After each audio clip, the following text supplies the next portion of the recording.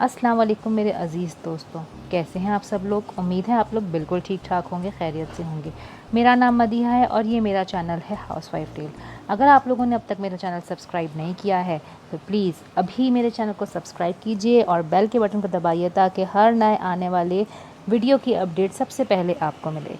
आज मैं आप लोगों के लिए रापुंज़ल की 11वीं किस्त लेकर आई हूँ, तो चलिए शुरू करते हैं। सलीम के बच्चे कितने वो होना तुम। वो कैंपस से वापस आई तो आदत और रूटीन के मुताबिक पहले इसकी दुकान पर आई थी और करीब आते ही चिल्लाई थी। सलीम ने अनजानपन का मुजाहरा करते हुए गर्दन उचकाई, फिर मुंह बनाकर बोला, कितने वो से क्या मुराद है? 2 दर्जन हूँ मैं। खुश? वो इस्तेफामिया अंदाज में पूछ रहा था। 2 दर्जन? वो इसी अंदाज में चिल्लाई। सेहत देखिए अपनी मिस्टर, 2 दर्जन। जितना तुम्हारा वज़न है ना, अमेरिका और यूरोप में लोग इतने वज़न की बॉल से रग्बी खेल लेते हैं। तुम्हारी ये बैसाखी ना हो तो शुमाल से आने वाली हवाएं तुम्हें उड़ाकर जनूब में फेंकाएं। वो इसी तरह नाक चढ़ा चढ़ा कर बोला था। और तुम खुद को जैसे शाहिदा मिनी समझती हो। जितना तुम्हारा वज़न है ना, इससे ज़्यादा वज़न तो टंडोलकर के भल्ले का होगा। वो भी इसी के अंदाज में बोलने लगा क्योंकि वो भी तो दुबली पतली ही थी। अच्छा ठीक है, अब फिल्मों और क्रिकेट की बातें करके ये मत बताओ मुझे कि तुम्हारी जनरल नॉलेज बहुत अच्छी है। मैं ये बात तब तक नहीं मान सकती जब तक तुम मुझे अपने काम का पता ना चला देते। वो लाजवाब होकर अपनी हंसी छुपाते हुए बोली। कौन सा काम? सलीम ने सवाल किया था। नैना ने आंखें फैलाईं। तुम मेरा काम कैसे भूल सकते हो? इसीलिए कहा था कि तुम कितने वो हो। वो दोबारा चिल्ला के बोली। बीबी नैना साहिबा, आप कोई एक काम कहती हैं मुझे? दिन में 70 बार काम पड़ते हैं आपको मुझ नाचीज़ से। उसने व्हीलचेयर को घसीट कर आगे किया। नैना ने आंखें फैला ली। एहसान जताने के बजाय अल्लाह का 1000 हाथ शुक्र अदा किया करो। मैं तुमसे काम करवा के तुम्हें इज़्ज़त बख्श देती हूँ। खुशकिस्मती है ये तुम्हारी कि तुम मेरे काम आ रहे हो, वरना तुम्हारी ये नन्ही सी जान इस सड़ी हुई दुकान में सड़ सड़ के सियाह हो जाती। वो हाथ काउंटर पर मारकर बोली थी। और मुझे एक बात बताओ, तुम्हें मेरी दुकान से क्या मसला है? मेरी दुश्मनी में इस बेचारी को क्यों घसीट लेती हो? जानती हो ना कितनी मोहब्बत है मुझे इस दुकान से। वो मसनूई अंदाज में चिढ़कर पूछ रहा था। नैना ने काउंटर पर पड़े टॉफ़ियों वगैरह के डब्बों में से अपनी पसंद की बबल गम निकाल ली।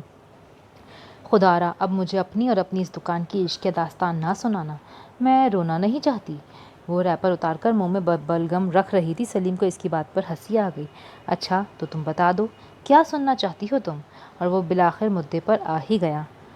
वो मेरे खालाजाद भाई, मेरे परचून की दुकान वाले कज़न, मेरे खाला के इकलौती बैसाखी वाले बेटे।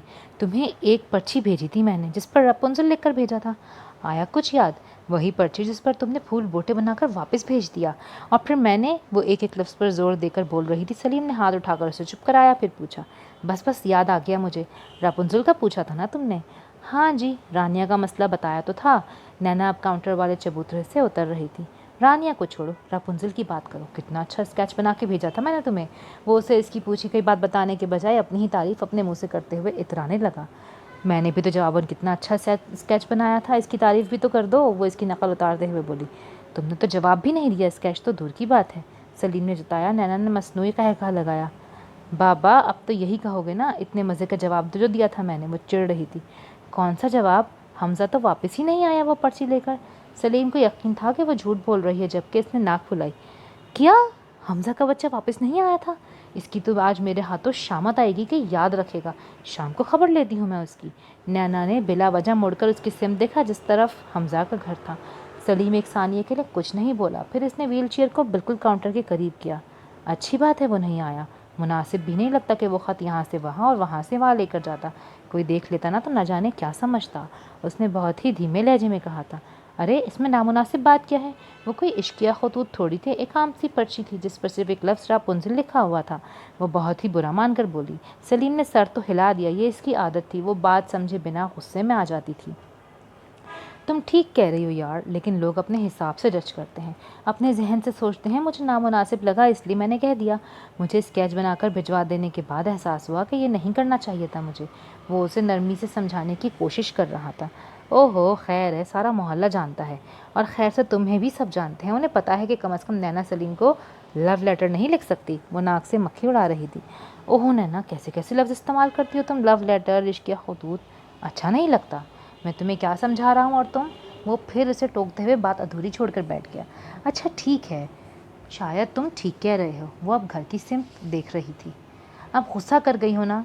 वैसे तुम्हारा मिजाज बिल्कुल खालू जैसा है, घड़ी में तोला घड़ी में माशा। वो वहीं बैठे बैठे बोलने लगा। इत्तेफाक से मैं तुम्हारे खालू की बेटी हूँ ना, तो मिजाज उन्हीं से मिलना था। अब डॉक्टर आमिर लियाकत से तो मिलने से रहा। वो बिना मोड़े इसकी जानिब देखे बोलने लगी और फिर अपने घर की जानिब बढ़ गई। और इसी लम्हे उसे याद आया कि अब्बा भी तो इसी वक्त घर आए थे जब उसने वो कागज़ की पर्ची हमजा के हाथ वापस भिजवाई थी। सीढ़ियों तक पहुँचने में वो दिल ही दिल में इस बात पर मुतसद्दिक़ हो चुकी थी कि अब्बा का मूड इसीलिए ख़राब हुआ था कि उन्होंने वो पर्ची देख ली थी। सलीम को जो बात नामुनासिब लग रही थी, अब्बा के लिए तो वो बात बहुत ही ज़्यादा बुरी थी। होंठ चबाते हुए वो चंद लम्हे ऐसे ही दरवाजे पे खड़ी रही। फिर अजीब सी मुस्कुराहट इसके होंठों पे फैल गई। मज़े की बात है, इंजॉय करें अब्बा, मैं भी यही कर रही हूँ। पहली सीढ़ी पर कदम रखते हुए इसने खुद कलामी की थी। मुझे मजीद की सब इन्वेस्टमेंट वापस चाहिए। हबीबा ने बिलाखिर उसे अपने फ़ैसले से आगाह कर दिया। काशिफ ने हैरान ना होने की भरपूर अदाकारी की और इतने ही भरपूर तरीके से नाकाम हो गया। क्या मतलब? वो यही सवाल कर पाया था। मैं कतर में सेटल होने का प्लान बना रही हूँ, हबीबा ने हमेशा की तरह सादा मगर लगावट भरे अंदाज में कहा था। अचानक? मगर क्यों? वो पूछ रहा था। वो काफ़ी दिन के बाद हबीबा से मिलने आया था और आते ही उसे इत्तला मिली थी। इसके जहन में फ़ौरन जमा तफरीक शुरू हो गई। हबीबा के इरादे के आफ्टर मैथ्स उसने सोचने में बहुत देर लगा दी। यहाँ से जी भर गया है, डेढ़ नहीं लगता मेरा अब यहाँ, हबीबा ने कहा। इसने इसके इतने दिन गैर हाजिर रहने के मुतालिक इस्तफसार भी नहीं किया था, जिससे काशिफ मज़ीद तखमीने लगाने पर मजबूर हुआ जा रहा था। और मेरा क्या होगा?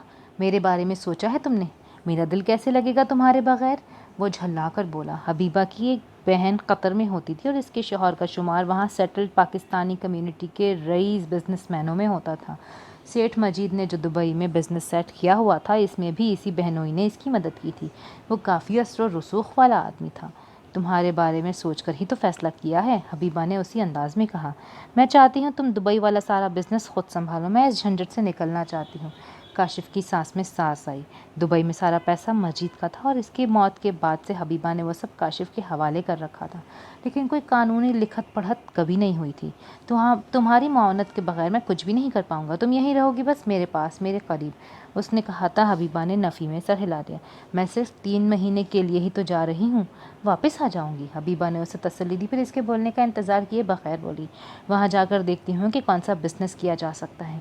मेरी बहन ब्यूटी सैलून बनाना चाहती है। वो बता रही थी कि काफ़ी स्कोप है वहाँ इस बिज़नेस का, इसीलिए तुम मेरी सारी रकम वापस कर दो। इसने जितना सादा अंदाज में इससे बात कही थी, ये इतनी सादा नहीं थी। हाँ, मैं तुम्हें 50-60 हज़ार दे सकता हूँ। काशिफ ने टांग पर टांग रखी। जब बात इस तरह गैरों की तरह हो रही थी तो उसे भी बेतकल्लुफ़ होकर बैठने की क्या ज़रूरत थी। हबीबा ने उसे घूरा। 50-60 हज़ार में तो 10 दिन भी नहीं गुजार सकेंगे कतर में। मुझे सारा पैसा चाहिए, अपना पैसा, उसने अपना पर सारा जोर लगाते हुए कहा था। अपना पैसा? काशिफ ने फिर दोहराया और इस्तेहज़ाइया अंदाज में हंस दिया। कौन सा पैसा? उसने इस्तेफ़ामिया अंदाज में हबीबा का चेहरा देखा। मैं उस 1 करोड़ रुपए की बात कर रही हूँ जो मजीद ने तुम्हारे बिज़नेस में इन्वेस्ट किया था और जिसमें से तुमने 1 हज़ार भी कभी वापस नहीं किया, हबीबा ने 2 टोक अंदाज में कहा। काशिफ के चेहरे की तंज़िया मुस्कुराहट गहरी हो गई। सेठ मजीद की वफ़ात को तकरीबन 1 साल होने को आया है। इस दौरान तुम्हारा घर कैसे चल रहा है? कभी ये सोचा है तुमने? तुम्हारे 4 मुलाजमिन की तनख्वाहें, तुम्हारी गाड़ी का पेट्रोल, आए रोज़ तुम्हारी अयाशियाँ, महंगे होटलों में खाना, कीमती कपड़े और ज़ेवरात की शॉपिंग, वक्त तुम्हारा पर्स नोटों से भरा हुआ होता है। ये सब कैसे और कौन पूरा कर रहा है? इस वक्त अपना पैसा क्यों याद नहीं आया तुम्हें? काशिफ, तुम घुमा फिर आकर बात मत करो, जो कहना है साफ साफ कह डालो। हबीबा ने भी सर्द मोहर लहजा अपनाया। साफ साफ बात यह है हबीबा कि पैसा इसका होता है जो मेहनत करता है। जो मेहनत नहीं करता, पैसा उसके हाथ से फिसलने लगता है। मजीद भाई की बहुत इज्जत है मेरे दिल में, उन्होंने बहुत साथ दिया है मेरा। इस बना पर तुम्हारी भी बहुत इज्जत करता हूँ मैं, लेकिन इसका मतलब ये नहीं कि मैं अपनी मेहनत की कमाई अंधों की तरह तुम्हारे हाथ में रख दूँ। इस कारोबार को अपना खून पसीना देता हूँ मैं, जान लगा कर मेहनत करता हूँ और अब ये तो हो नहीं सकता कि इसमें से 1 करोड़ रुपया निकाल कर तुम्हारे हाथ पे रख दूँ। वो चुप हो गया। तुम कतर चली जाओ, घूम फिर कर आओ, मैं तुम्हें रोकूंगा नहीं, लेकिन मैं ज़्यादा से ज़्यादा 2 लाख दे सकता हूँ तुम्हें। वो कंधे उचकाकर बोला। हबीबा ने होंठ भींचकर उसे देखा। तुम्हें कुछ अंदाज़ा है कतरी दिनार कितने का है? 2 लाख के थोड़े से दिनार बनेंगे। मैं वहाँ जाकर शवरमा खाने नहीं जा रही, बिज़नेस करने जा रही हूँ। 2 लाख मैं तुम्हें दे देती हूँ, तुम मेरा ब्यूटी सैलून सेट कराओ वहाँ। हबीबा का अंदाज़ संजिया हो गया था। तो फिर चुपचाप यहाँ मेरे पास रहो, मैं हर महीने तुम्हें 50 हज़ार देता रहूँगा, इतना काफ़ी रहेगा तुम्हारे लिए, इसने ऑफ़र दी। हबीबा को इस वजी चेहरे वाले मर्द के अंदर छुपे मकरूह शैतान पर बेहद गुस्सा आया। کاشف میں کوئی بی گریڈ عورت نہیں ہوں جسے 50,000 مہینے پر باندھ کر اپنے عیاشی کے لیے بٹھا کر رکھو گے تم. اب تم مجھ پر جتنا خرچ کر چکے ہو اور کرتے رہے ہو وہ میرا حق تھا. میرے مرحوم شوہر نے اپنی ساری جمع پونجی تمہارے بزنس میں انویسٹ کر رکھی تھی. تم خیرات نہیں دیتے تھے مجھے. وہ انگلی اٹھا کر ہررا کے بولی. یہ مجھے بتا رہی ہو تم؟ کاشف نے اس کے ہی انداز سے پوچھا. اس کے چہرے پر پھیلی طنزیہ مسکراہٹ حبیبہ کو مزید غصہ دلا رہی تھی. ہاں تمہیں بتا رہی ہوں تاکہ تمہیں یاد رہے کہ حبیبہ تم پر جو کچھ لٹا رہی تھی وہ سب کا سب محبت کے نام پر تھا، دولت کے نام پر نہیں. تمہارے چند ہزار روپیوں کی خاطر تم پر نہیں مر مٹی تھی میں. تاکہ تمہیں یاد رہے کہ حبیبہ طوائف نہیں ہے. سنا تم نے؟ حبیبہ طوائف نہیں ہے. اس کے منہ سے الفاظ کے ساتھ دھواں نکلتا ہوا بھی محسوس ہو رہا تھا. کاشف نے پھر ایک جعلی قہقہہ لگایا. حبیبہ طوائف نہیں ہے؟ واقعی؟ وہ اب اس کی آنکھوں میں دیکھ رہا تھا. حبیبہ کا دل چاہا اس کا گلا دبا دے یا اس کی آنکھوں میں انگلیاں گھپ کر اسے اندھا کرتے. وہ چند ثانیے اس کا چہرہ دیکھتی رہی. اس چہرے پر کیسے مر مٹی تھی وہ؟ پھر اسے برداشت نہ ہو سکا. اس نے ایک زوردار تھپڑ کاشف کے چہرے پہ دے مارا. پہلی خوبصورت دل فریب کہانی اپنے اختتام کو پہنچی تھی. شہرین باجی کی امی نے بڑی ہی بدتمیزی دکھائی ہے جی. رانی نے پانی کا گلاس اماں رضیہ کی جانب بڑھاتے ہوئے ناک چڑھا کر کہا تھا. اماں رضیہ نے بے چینی اور بے بسی سے چور انداز میں اسے دیکھا. ان کے اندر اتنی ہمت نہیں تھی کہ اسے ٹوک دیتی. انہوں نے ٹانگیں پھیلاتے ہوئے پانی کے ساتھ گولی نگلی تھی. رانی ان کے بستر پر بیٹھ گئی. گھر کے ملازمین بھی آج تو الجھے سے نظر آ رہے تھے لیکن اماں رضیہ کا دل تو بہت ہی بوجھل تھا. آج کی تقریب کے لیے گھر کی مالکن کا جوش و ولولہ ان سے چھپا ہوا نہیں تھا. انہوں نے ایک ایک چیز پر پانی کی طرح پیسہ بہاتے دیکھا تھا اور پھر جس طرح وہ یہ سب کرتے ہوئے خوش اور مطمئن نظر آتی تھی یہ بھی ان سب سے ڈھکا چھپا نہیں تھا. لیکن جو کچھ ہوا تھا اس کا تو کسی کو اندازہ بھی نہیں تھا. شہرین کا اترا ہوا چہرہ اس کی آنکھوں کے سامنے سے ہٹ ہی نہیں رہا تھا. وہ بہت دکھی تھیں. اگر گھر کی عام ملازمہ ہوتی تو شاید 2 باتیں کر کے تقریب کے سارے خواب اور خراب ہونے والے خرچے کو مرچ مسالہ لگا کر افسوس کر لیتی اور سو جاتی. لیکن چونکہ وہ صرف ملازمہ نہیں تھیں وہ خود کو گھر کے مالکوں میں بھی شمار کرتی تھیں. انہوں نے سمی کو بھی پالا تھا اور اب اس کی اولاد کو بہت محبت سے پال رہی تھیں. شہرین سے بھی لگاؤ رکھتی تھیں. اس بدقسمت جوڑی کی ایک ایک بات ان کے سامنے آیا تھی. وہ ماں نہیں تھی لیکن ان کے دل میں اس گھر کی مالک کے لیے ماں جیسا ہی پیار تھا. سو تکلیف بھی ان کی حد سے سوا تھی. سب پھیلاوا سمیٹ کر اب وہ اپنے بستر پر آئی تھی. سر درد کی گولی لی تھی اور اب رانی سے پاؤں دبوا رہی تھیں. یہ ایسی ہی بد زبان ہے شروع سے. 1-2 بار میں ملی ہوں ان سے لیکن جب بھی ملی ہوں کبھی اچھی نہیں لگی مجھے. پتھر دل عورت ہیں. اماں رضیہ نے سرہانے سے سر ٹکا کر بازو آنکھوں پہ رکھ لیا. اماں صرف پتھر دل نہیں بہت بڑے والے پتھر دل عورت ہیں. ایمن کے بارے میں کیسے کہہ رہی تھیں اور سمی بھائی کو تو ایسے گھور رہی تھیں جیسے کچا کھا جائیں گی. رانی کو اپنی رائے درمیان میں دینے کا بہت ہی شوق تھا. چل تو چپ کر کے اپنا کام کر. زیادہ مت بولا کر یا ہر بات میں بولنا ضروری نہیں ہے. اماں رضیہ اکتا کر بولی تھیں. ان کے دل میں بھی غبار جمع تھا لیکن کیا کرتی رانی کے سامنے زیادہ بات بھی نہیں کر سکتی تھی. میرا دل تو اسی وقت بولنے کو چاہ رہا تھا جب وہ موٹی بھینس سمی بھائی کو کوس رہی تھی. بھلا اپنے داماد کو کوئی ایسے بھی کہتا ہے؟ توبہ توبہ. رانی ان کے پاؤں دباتی ہوئی سابقہ انداز میں بولی. کہہ تو رہی ہوں ایسی ہی ہے وہ. شہرین کے خاندان والوں نے کبھی اس شادی کو قبول ہی نہیں کیا. سمی کو کبھی وہ رتبہ ہی نہیں دیا جس کا وہ مستحق تھا. بتاؤ میرا ہیرے جیسا بچہ چراغ لے کر ڈھونڈنے سے بھی نہ ملتا لیکن ان کو تو قدر ہی نہیں. کیسے گالیاں دے رہی تھی بیچارے بچے کو. اماں رضیہ تعصب بھرے لہجے میں بولی. سمی بھائی تو بالکل فرشتہ صفت ہیں. ایسے داماد ہمارے جیسے گھروں میں ہوں تو ساس سے پاؤں دھو دھو کے پئیں. رانی نے سارا زور ان کے پاؤں پر لگاتے ہوئے کہا. اماں رضیہ نے ناگواری سے اس کے انداز کو دیکھا. چل رانی تو بھی مبالغہ آرائی کی حد کر دیا کر. جہالت کی پوٹلی مت بولا کر. یہ محاوروں کی زبان سچتی نہیں ہے تجھ پر. کون پیتا ہے کسی کے پاؤں دھو دھو کر. وہ جھنجھلائی تھی. سچ کہہ رہی ہوں اماں میری بہن کا خاوند ہے. اتنا مارتا ہے میری بہن کو. کپڑا لتا تو کیا لے کر دینا ہے 2 وقت کھانے کو بھی ترسا کے رکھتا ہے مگر جب بھی ہمارے گھر آتا ہے میری ماں کا بس نہیں چلتا کہ اس کے لیے اپنا دل نکال کر رکھ دے. اس کے لیے بوتل پھل سب منگوائے گی. آپ خود سوچیں اماں سمی بھائی جیسے داماد ہو تو میری ماں تو اس کا پاؤں دھو دھو کر ہی پی لے گی نا. رانی نے اب کی بار اپنے الفاظ پر زیادہ اور ان کے پاؤں پر مناسب زور دیا. اماں رضیہ نے سر ہلا دیا. داماد کی عزت تو کرنی ہی چاہیے. ہمارے گھروں میں بھی اسی طرح ہوتا ہے بھائی. داماد کو گھر کے بیٹوں سے بڑھ کر پیار اور عزت اور تکریم دی جاتی ہے. لیکن سمی کی تو قسمت ہی خراب ہے. بہت بغض پال رکھا ہے شہرین کی اماں نے اپنے دل میں. اماں رضیہ نے ناک چڑھا کر کہا. لیکن اماں کیوں اتنی نفرت کرتے ہیں شہرین باجی کے گھر والے سمی بھائی سے؟ وہ ان کے مزید قریب ہو کر ٹو لینے والے انداز سے پوچھ رہی تھی. ارے دونوں طرف یہی صورتحال ہے، سمی کے گھر والے بھی کوئی کم ہیں بھلا؟ انہوں نے بھی شرین کو ہر جگہ بے عزت کر کے رکھا ہوا ہے۔ سمی کی ماں نے بھی کبھی بیٹی کہہ کر نہ دیا بیچاری بچی کو۔ نندے بھی بھاوچ کی رتی برابر عزت نہیں کرتی۔ روز کا جھگڑا فساد تھا، اسی لیے تو سارا گھر چھوڑ چھاڑ کر یہاں آ کر بیٹھ گیا بیوی کو لے کر۔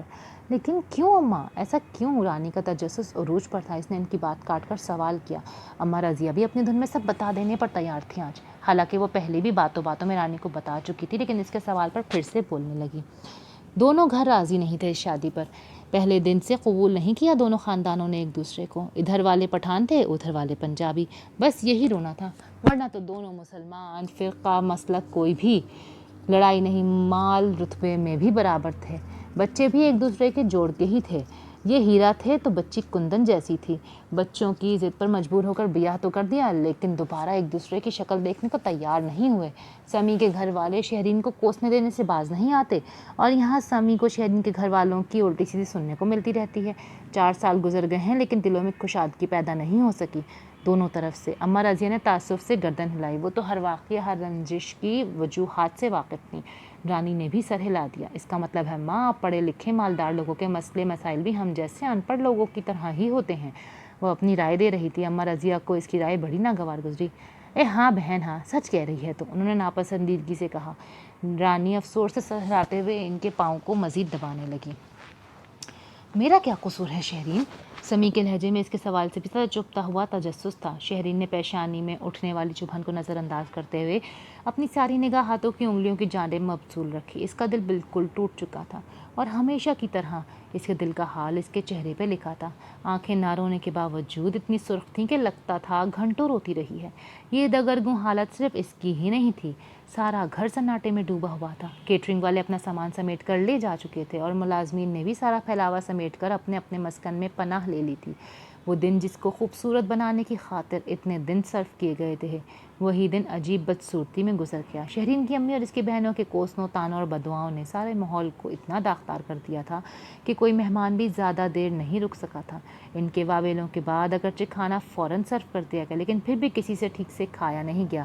اور چونکہ بچے زیادہ اور ان کے لیے ہی گیمز وغیرہ کا انتظام کیا گیا تھا، لیکن بچوں کے شور سے شہرین کے سر میں جو درد اٹھا تو پھر اس سے بیٹھا ہی نہیں گیا۔ وہ سمی کو بتا کر اپنے کمرے میں آ گئی، اور پھر جن کو پتہ نہیں چلا تھا ان کو بھی اندازہ ہو گیا کہ کچھ گڑبڑ ہوئی ہے۔ سارے ماحول میں ہی الٹ پلٹ ہو گیا۔ سبھی مہمان صورتحال کی نزاکت کو بھانپ کر دھیرے دھیرے اجازت لے کر چلتے بنے۔ سمی کا خفگی اور غصے کے مارے برا حال تھا۔ سب کو رخصت کر کے وہ کمرے میں آیا تو عادت کے برعکس شہرین پر برس پڑا۔ میری نفرت میں تمہارے گھر والے اتنا گر جائیں گے، میں نے کبھی سوچا بھی نہیں تھا۔ تمہارے گھر والے مجھ سے اتنی نفرت کیوں کرتے ہیں کہ انہوں نے ہمارے مہمانوں کی موجودگی کا بھی خیال نہیں کیا؟ آخر کیوں؟ انہیں ترس نہیں آتا ہم پر؟ میری بچی کی پہلی خوشی تھی، 4 سال میں پہلی بار اس کے لیے سب ارینج کیا تھا ہم نے۔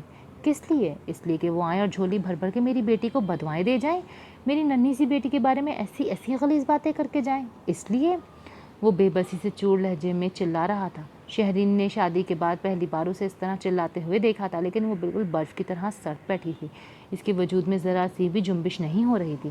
میں نے کیا کر دیا ہے ایسا کہ وہ مجھے معاف کرنے کو تیار نہیں؟ کیا تم سے شادی میرا گناہ ہے شہرین؟ کیا میں نے تمہارے گھر سے بھگا کر تم کو شادی کی تھی؟ تمہارے گھر میں گھس کر تمہیں اٹھا کر لے آیا تھا؟ ایسی کون سی کالک مل دی تھی میں نے ان کے منہ پر؟ کیا تمہیں پسند کرنا میرا گناہ ہے، یا میرے نام کے ساتھ لگا لاحقہ میرا گناہ ہے؟ اتنی سی بات ہے نا شہرین کہ تم خان تھی اور میں سمی رندھاوا، صرف اتنی سی بات ہے نا جسے وہ بھول نہیں پاتے۔ ذات پات، برادری، شملہ، پگڑی، ان سب کی چیزوں کی بہت حرمت ہے ان کے دل میں، لیکن بیٹی کا شوہر، نواسی، ان کا کوئی احساس نہیں انہیں۔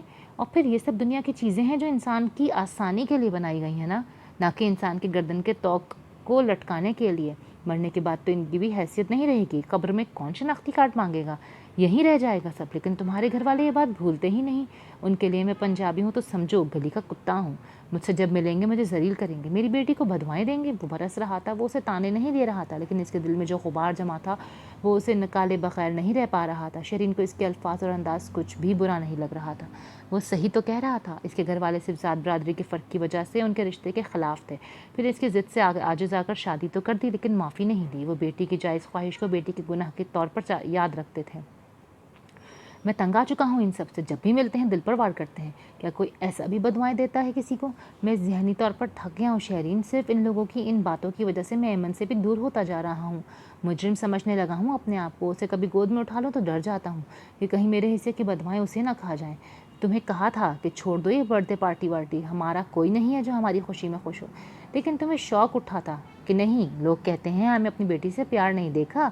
अब कैसे तोहफे मिले बेटी को, कैसे कैसे अल्फाज इस्तेमाल किए उन्होंने मेरी छोटी सी बच्ची के लिए।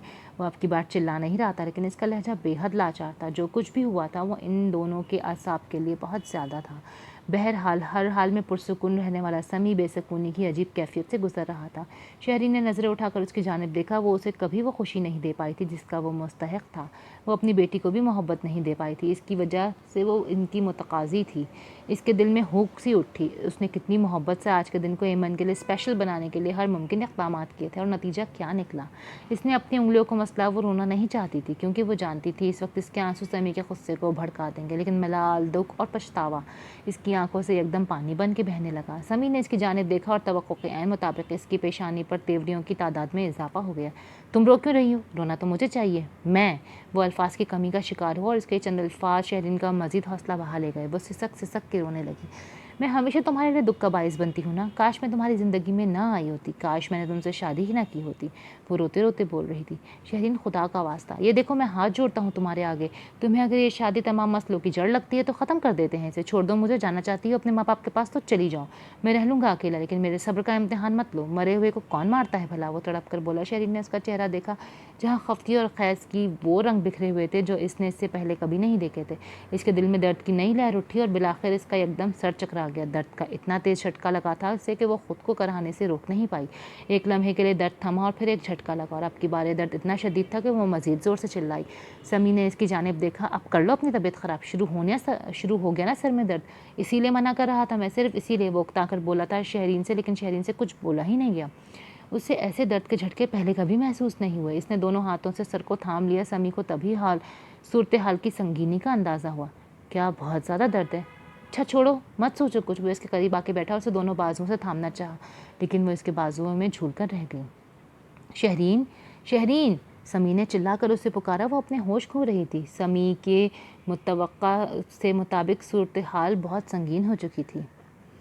नैना, वो अपने असाइनमेंट का काम मुकम्मल करके सोने की तैयारी कर ही रही थी जब अम्मी की आवाज़ आई। इसने वॉल क्लॉक की जानिब देखा। 11:30 हो रहे थे। अम्मी और अब्बा दोनों ही जल्दी सोने के आदी थे। वो और जरी जागती थी, लेकिन जरी आज जल्दी सो गई थी। वो जो बिस्तर पर नीम दराज थी, अम्मी की आवाज़ सुनकर उठ बैठी। जी अम्मी, उसने फ़ौरन जवाब दिया। अम्मी का मिजाज सारा दिन ख़राब ना देख चुकी होती तो शायद इन्हें इतनी मुअद्दब अंदाज से कभी ना बोलती। जाग रही हो? वो पूछ रही थी। नैना ने इनकी जानिब बखौर देखते हुए सर हिलाया। वो सुबह की निस्बत अब बिल्कुल ठीक लगती थी। चेहरे पर सोचों का जाल तो बिखरा नज़र आता था, लेकिन उदासी और रंजीदगी के रंग गायब थे। नैना ने दिल से शुक्र अदा किया। जी सोने ही लगी हूँ, आप सुनाएं, आपके मिजाजी खुदा का मिजाज शरीफ दुरुस्त हो गया? वो शरारत भरे लहजे में सवाल कर रही थी। अम्मी ने उसे देखा, फिर उन्हें अफसोस हुआ, दिली अफसोस। वो अपने बाप के मुतालिक किस कदर बदगुमानी का शिकार रहती थी कि उनके बारे में बात करते हुए एक लाताल्लुक़ी इसके अंदाज पर छाई रहती, और उन्होंने महसूस किया था कि जब भी कभी वो गुस्से में आते थे या नाराज़गी का इजहार करते थे, इस रोज़ नैना की हंसी सारे घर में गूंजती रहती थी। बात बात पर हंसी का फव्वारा मुँह से फूटता था। वो न जाने ऐसी क्यों थी। उसे बाप को जिज करने में लुत्फ़ आता था। वो इनकी बेबसी का मज़ा लेती थी। ये बहैसियत माँ इनकी बहुत बड़ी नाकामी थी।